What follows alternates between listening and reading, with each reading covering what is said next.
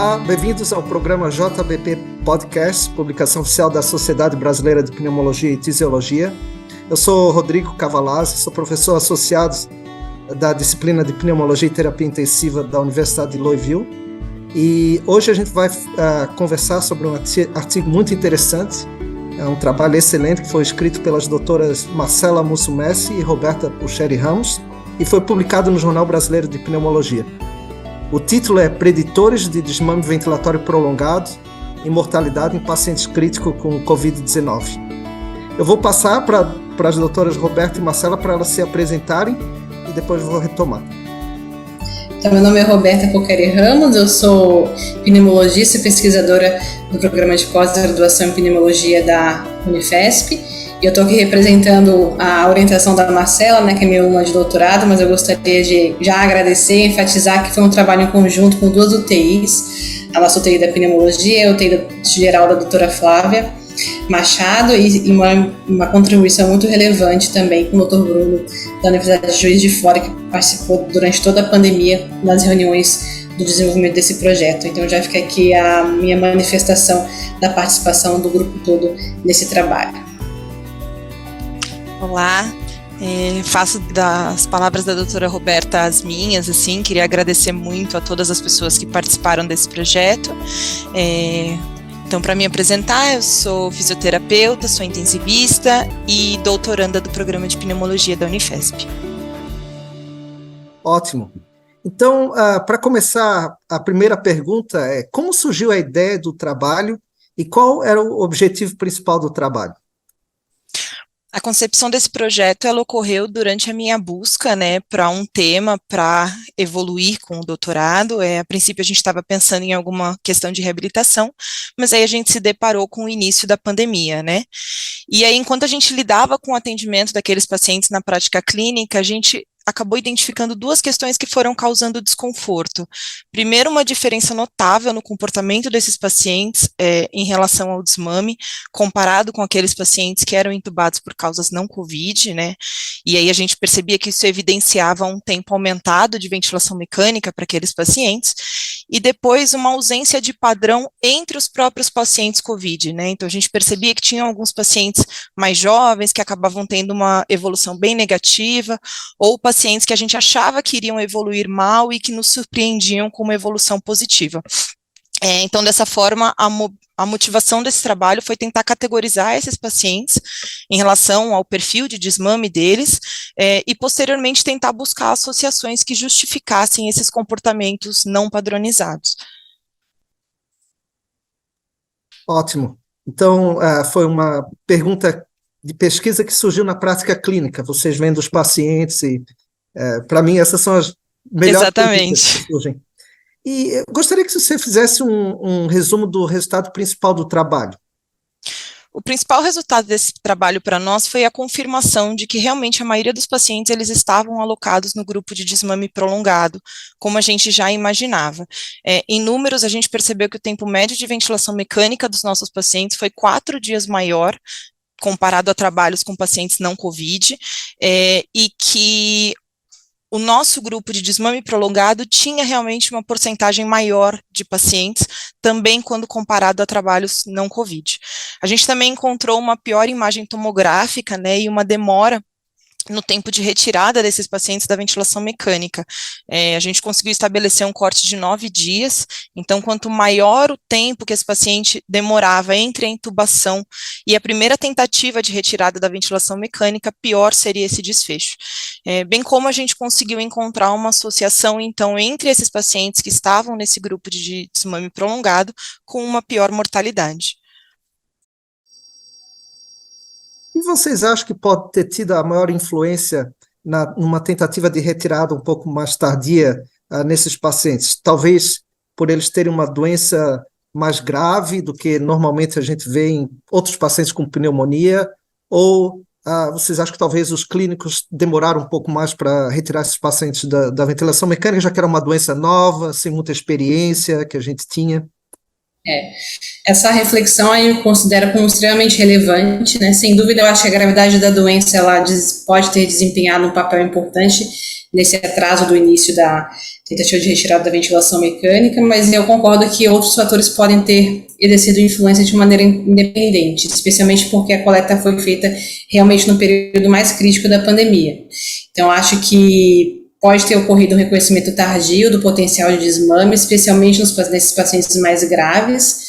Pode estar relacionado a diversos fatores, né, como a concentração da equipe naquelas intervenções imediatas para salvar vidas, estão deixando mais ou menos de lado aquele paciente grave, em programação de desmame, a presença de comorbidades também, que a gente viu que é muito frequente, principalmente nos hospitais públicos aqui universitários, e talvez a falta de diretrizes claras para identificar esses candidatos, né, principalmente nessa fase inicial da pandemia. Eu concordo e realmente a pandemia, muita coisa mudou durante a pandemia, né? Eu me lembro que no começo da pandemia a gente procurava entubar os pacientes de forma precoce, depois isso a gente foi deixando para entubar eles um pouco mais tardiamente, e também o uso de tecnologia. Eu acho que tem duas tecnologias que eu acho que foram grandes divisores na UTI. Uma é a videolaringoscopia e outra é a cânula de fluxo de alto fluxo de oxigênio, que permitia que a gente mantivesse os pacientes sem a necessidade de entubar por um período prolongado, e às vezes a gente conseguia, só mantinha o paciente relativamente estável durante um período de tempo, até que as coisas começassem a melhorar. E eu não sei, uma pergunta assim relacionada a isso, a cânula de alto fluxo de oxigênio, ela estava amplamente disponível para vocês? Não.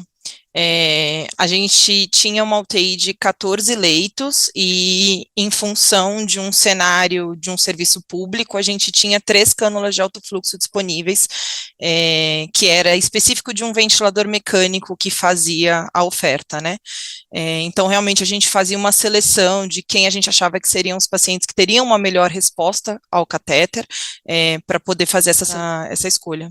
Bom, uma outra pergunta que eu tenho para vocês vários anos atrás houve um estudo que mostrou que os clínicos não são bons preditores de quem pode, para predizer assim, quem pode ser estubado, quem não pode, e que talvez o uso de protocolo leva a um número maior de pacientes que são estubados, ou seja, você não precisa necessariamente esperar pelo médico ou pelo clínico para decidir, esse paciente pode ser estubado, esse paciente não vai, ou vai ter uma tentativa de retirada. Em vez disso, você usa protocolos. E eu trabalhei em alguns hospitais, alguns usam, outros não. Gostaria de saber a opinião de vocês. Sinceramente, eu acho que talvez o uso de protocolo seja interessante em hospitais com um grande número de pacientes.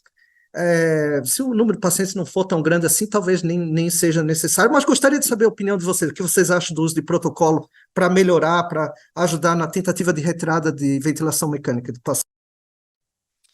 A gente também acredita que a implementação de um protocolo teria sido positiva e que talvez de alguma forma teria impactado nos nossos resultados, né?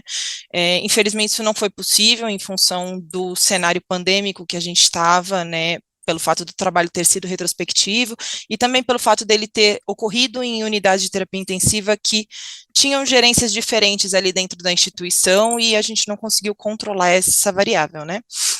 Entretanto, a análise dos prontuários, ela nos permitiu constatar que o processo de desmame, ele seguia um padrão similar, então, apesar da ausência desse protocolo, os pacientes, eles foram estubados uma vez que eles alcançavam a pressão de suporte de 7, então parece que essa condução de desmame, de alguma forma, ela foi padronizada na rotina desses pacientes, né, e os estudos que compararam os protocolos fixos com o julgamento clínico, no final, eles não mostram diferença na mortalidade desses pacientes, então, talvez essa escolha do julgamento clínico, uma vez bem feita e discutida diariamente, ela também seja positiva. De certa forma, a gente acredita que, diante dessa discussão diária, dessa rotina, aqueles pacientes que atingiam uma estabilidade clínica, evoluíam para um despertar diário, então a sedação ela era ou interrompida ou reduzida, e esse desmame ele ia sendo feito de forma gradativa, sempre otimizando uma assistência ventilatória ótima para esse paciente, até o momento em que a gente julgava apto dele ser estubado.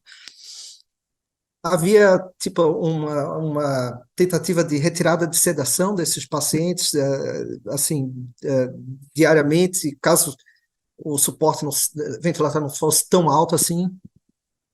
A gente sempre buscava encontrar esse equilíbrio entre o despertar diário e a assistência ventilatória, né? Então, isso era discutido diariamente. Não sei se a doutora Roberta quer A colocar. gente tinha a visita multidisciplinar, né? Então, despertar diário era sempre uma meta que a gente tinha naquele dia. E eu, só para enfatizar o que a Marcela disse, né? Eu concordo com o professor Rodrigo, eu acho que o protocolo é bom, ele ajuda, só que eu acho que o julgamento clínico personalizado, principalmente nesse contexto de paciente mais que a gente tem visto mais atualmente na UTI, né, um paciente mais idoso, com múltiplas comorbidades, não é o perfil do paciente que entra nos protocolos de desmame dos guidelines. Então, acho que um julgamento mais personalizado, sem aquela adesão cega ao algoritmo, eu acho que pode trazer bons benefícios. E o que nos confortou foi realmente ver que, apesar de não ter tido um protocolo escrito em cada UTI, no final seguiu o mesmo padrão de recomendação atual do desmame. Então, mas eu concordo que não seguir de maneira tão rigorosa um algoritmo e atuar de maneira mais personalizada pode ser mais benéfico para o paciente. Perfeito. Então, em 1995, teve um trabalho de Esteban, que ele comparou, um trabalho da Espanha, um ensaio clínico, que comparou 4 modos de desmame do paciente. Um era, você fazia pressão de suporte uma vez por dia, por 2 horas. Outra, você fazia várias tentativas de pressão de suporte durante o dia. A outra, você começava numa pressão de suporte alta e ia diminuindo aos poucos, até que o paciente tivesse uma pressão de suporte de 7, por exemplo. E a outra, ventilação mandatória intermitente. E a gente tem seguido esse trabalho durante muito tempo. Inclusive, eu fui residente na Escola Paulista e aprendi muito com o Dr. Bebo e com o pessoal lá, todo mundo excelente. E que foi um dos orientadores também do trabalho. Ele ajudou, mesmo aposentado, ele participava das reuniões com contribuições. Sabe muito de fisiologia. Muito, Mas, muito. mas então, assim, a gente procura ainda seguir esse trabalho, que uma vez por dia a gente faz a tentativa de retirada, bota o paciente em pressão de suporte 7. Aí, se o paciente falha, bota novamente na ventilação, no suporte ventilatório total. Mas, mais recentemente, mas isso o Dr. Bebo já falava há muito tempo, tem se percebido que a atrofia do diafragma é uma coisa muito importante, é um parâmetro muito importante que dificulta o desmame desses pacientes. Eu gostaria de saber de vocês, e eu acho que isso talvez nem tenha muita relação com o trabalho em si, mas gostaria de saber a opinião de vocês, o que vocês acham de deixar alguns pacientes em pressão de suporte, mesmo que seja uma pressão de suporte um pouco maior, não necessariamente com o intuito de estubar o paciente, mas com o intuito de exercitar o diafragma. Gostaria de saber a opinião de vocês. A gente também considera esse ponto muito interessante e importante ser discutido, né? Eu concordo plenamente que a maneira mais prática de preservar a atividade diafragmática é você deixar o paciente respirar espontâneo o mais precoce possível, seja de maneira intermitente, né, ou não. Então, eu acho que os esforços espontâneos eles devem ser encorajados, só que um ponto importante é que a gente tem que tentar garantir que o volume corrente não seja excessivo, né, para a gente estar sempre em linha com o objetivo de ventilação protetora pulmonar, lembrando que a mecânica a gente pode avaliar mesmo em pressão de suporte. Então, mesmo nesse cenário, eu acho importante ter 2 pontos aí, né? Primeiro, manter uma ventilação protetora, evitar o estresse, strains no pulmão, ao mesmo tempo tentar otimizar o esforço diafragmático desse paciente.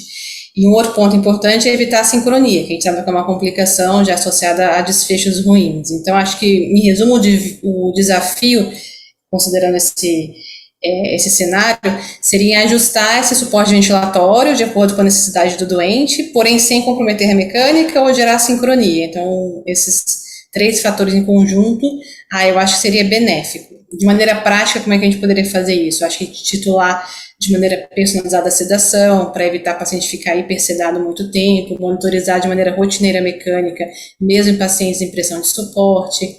Se tiver como alguma medida de drive ventilatório também disponível no respirador. Então, acho que talvez usando esses fatores a gente possa identificar algum paciente que se beneficie em permanecer um tempo maior em pressão de suporte. Perfeito, doutora Roberta. Você tem toda a razão, no sentido de que esses modos espontâneos, eles tendem a aumentar a pressão transpulmonar, né?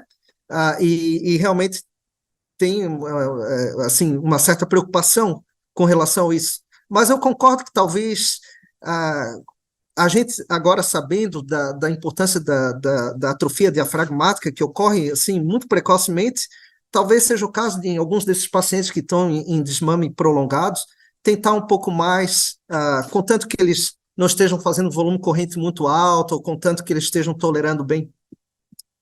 Mas a outra pergunta que eu tenho é, bom, o uso da posição prona já se mostrou benéfico em síndrome do desconforto, né? Isso aí a gente tem alguns trabalhos, e o último trabalho mostrou, se eu não me engano, um benefício em mortalidade, acho que foi feito na Europa. E, por outro lado, o uso rotineiro do bloqueador neuromuscular é bem controverso. Havia um trabalho que tinha mostrado benefício, o último trabalho não necessariamente mostrou, é muito controverso o uso de bloqueador neuromuscular. E com a pandemia a gente percebeu, né, na prática ali diária, que não necessariamente todos os pacientes que ficam em posição prona necessitam receber bloqueador neuromuscular. Às vezes você pode sedar os pacientes bem, você pode dar um bolo intermitente de bloqueador neuromuscular só para pronar o paciente, e você não precisa. Eu percebi que nos estudos que vocês fizeram, 73% dos pacientes estavam em uso de bloqueador neuromuscular. As perguntas é, isso foi uso contínuo, e vocês consideram que talvez um uso menos frequente de bloqueador neuromuscular possa facilitar o desmame? E essa é uma excelente pergunta também, um questionamento que a gente revê, né? Algo a gente poderia ter mudado, né? Sem dúvida, eu também concordo que o uso do bloqueador neuromuscular, eu acho que foi excessivo na pandemia. Nessa nossa casuística, sim, a maioria usou de maneira contínua, né? A gente teve casos até no hospital privado que eu trabalho, onde além do bloqueador, às vezes entrava fosfato de magnésio, na época que não tinha a oferta suficiente, né, dos laboratórios para a demanda. Mas hoje eu vejo que isso pode ter sido um excesso. No contexto da pandemia, eu acho que isso foi utilizado mais, na maioria das vezes, porque a equipe estava sobrecarregada, então era mais, entre aspas, mais fácil manter ele ali bem sedado e curarizado para evitar algum acidente grave, principalmente autoextubação, e tentar manejar os outros pacientes. Mas, sem dúvida, no contexto atual, onde a gente tem uma equipe mais dedicada para cada paciente, a gente vê que é possível manter realmente o paciente sem tanto bloqueador. E eu concordo que isso pode ter tido uma grande influência, no desmame, principalmente pelo efeito na musculatura diafragmática. E realmente nesses pacientes que tiveram desmame mais prolongado, a gente viu que o uso do bloqueador neuromuscular foi mais frequente. Então, eu acredito que isso pode ter influenciado nesse desfecho. E uma coisa que a gente tem que lembrar, né, e reforçar, como a gente já discutiu anteriormente, é o efeito desse bloqueador também na musculatura diafragmática.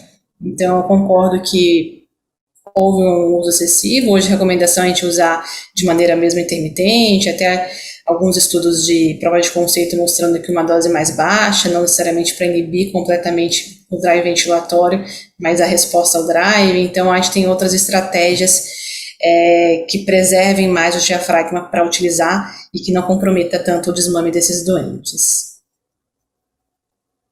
Que ótimo. Para finalizar, eu gostaria de parabenizar novamente a vocês, esse grupo da Unifesp, que eu acho que é um grupo excelente, e vocês terem feito esse trabalho no meio da pandemia e conseguir essa amostra, que eu acho que foi muito boa, e realmente eu achei excelente. E eu gostaria de saber se vocês agora têm plano de fazer outros estudos com base nesse que vocês acabaram de fazer, em pacientes com insuficiência respiratória ou mesmo em pacientes com Covid. A gente agora não está tendo tanto paciente com Covid na UTI, né? Pelo menos aqui, eu não sei como é que está aí a situação no Brasil, acredito que seja igual também, mas sempre tem paciente em insuficiência respiratória. Então, esse foi um projeto grande, né? O braço principal foi esse da Marcela, de ventilação mecânica, mas a gente tem outros braços que a gente está analisando os dados de prona espontânea, avaliação de trocas gasosas também, avaliação de dispneia. E de trabalhos futuros, a gente espera que a Marcela continue no grupo, quem sabe no pós-doutorado, ajudar a gente nos protocolos. Com relação a pacientes com Covid, outra coisa que a gente percebeu, assim, que alguns pacientes tinham um espaço morto muito grande. eles ficavam na ventilação não invasiva com uma ventilação minuto de 17, 20, às vezes 25, e quando eles iam para o ventilador, era difícil realmente de ventilar esses pacientes, retinham dióxido de carbono como vocês perceberam isso também, que o espaço morto desses pacientes também era uma variável importante na insuficiência respiratória? Sim, alguns pacientes a gente tinha a capnografia junto, né? E a diferença era bem grande mesmo dos pacientes mais graves, né? Do CO2 respiratório final com arterial, sugerindo então aí uma área de espaço morto, e isso parecia ser um marcador mesmo de gravidade. Sim. Como o número dos aparelhos disponíveis era pequeno, não teve como a gente fazer essa análise, mas a impressão clínica é que realmente isso aconteceu. E que era mais frequente nos pacientes mais graves, né? Bom, ótimo. Então eu acho que a gente termina aqui o nosso podcast. Você acabou de ouvir mais um episódio do programa JBP Podcast, publicação oficial da Sociedade Brasileira de Pneumologia e Tisiologia. Todas as edições de podcast estão disponíveis no site www.jornaldepneumologia.com.br, juntamente com o artigo e também as principais plataformas de streaming. Nos veremos no próximo episódio. Até lá!